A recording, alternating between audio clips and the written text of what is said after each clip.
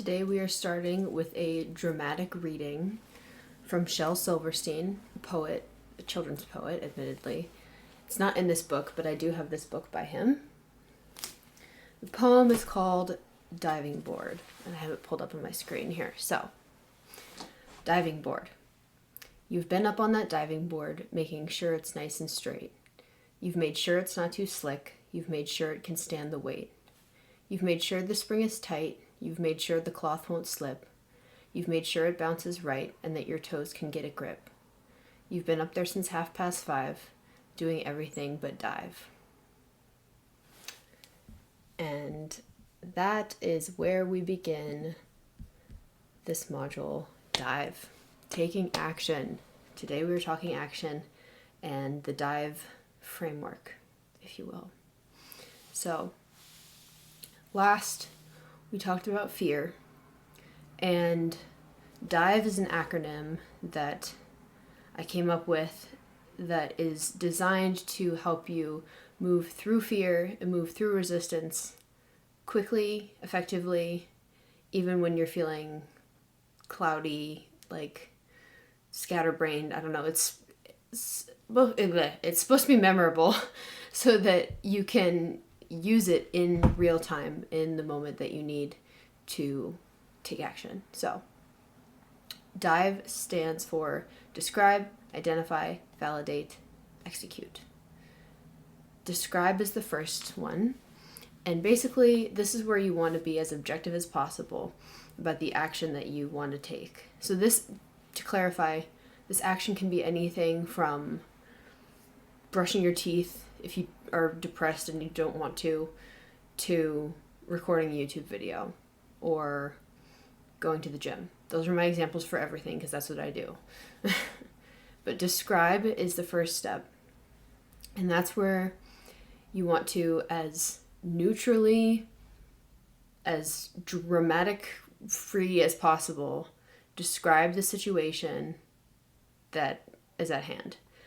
Honestly, sometimes this just gets me to go, oh, well, fine, I'll do it right away. Because being neutral about something and not being emotional can really be clarifying. So, describe the situation. I plan to go to the gym today, but now I don't want to. As simple as that. I want to brush my teeth, but I don't want to get out of bed. Something like that.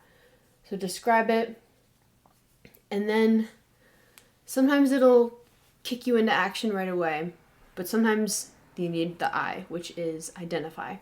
And that's where we're going to identify how this action connects to your values and your vision. So I want to go to the gym today, but I don't want to. Identify that this contradicts my value of health. And if we are acting based on our values, that is something that we would want to do. You can also take the identification as like what you need right now. Like, I describe the situation. I don't want to go to the gym, but I should because I value health. And right now I need to honor that value. I don't really know how to say that. Like, it's like, what's the deep reason that you know that you should be doing the thing? So, V stands for validate. I know that wasn't the best explanation, but you read about it in the worksheet linked below.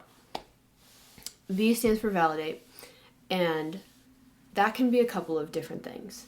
So validate is acknowledging your emotions and acknowledging that I don't want to go to the gym, but I do value my health, but I feel as if that contradicts that right now because I just don't want to.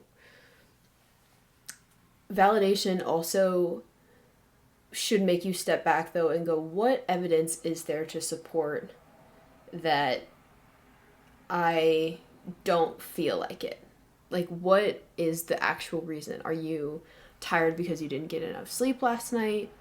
Are you sore from your workout yesterday? What have you gone enough times this week that you feel like you don't need to go? What is the validation that you're giving yourself that you don't have to take the action, even though it aligns with your values and you should be doing it? So, validate your feelings, but also validate the reality that with the evidence at hand, you should or should not take the action. And I find that in this step, I like to think of it as like, what would a friend say objectively about a situation? Like, if I were to describe that, they would say, well, are you sore from yesterday? Did you go already this week? Like, what's the issue? And then E, I need to edit this.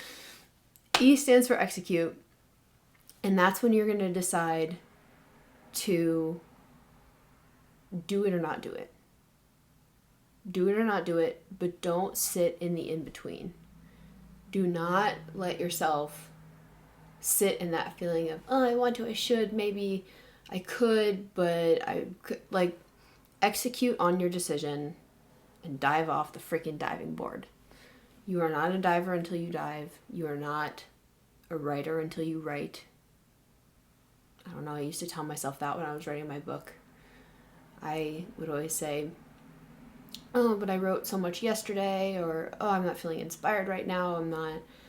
And I would go, okay, but I value the outcome of this. I value identifying myself as an author. So I will execute on this action, and I will write because I'm a writer and writers write. I'm a diver and divers dive. So, dive.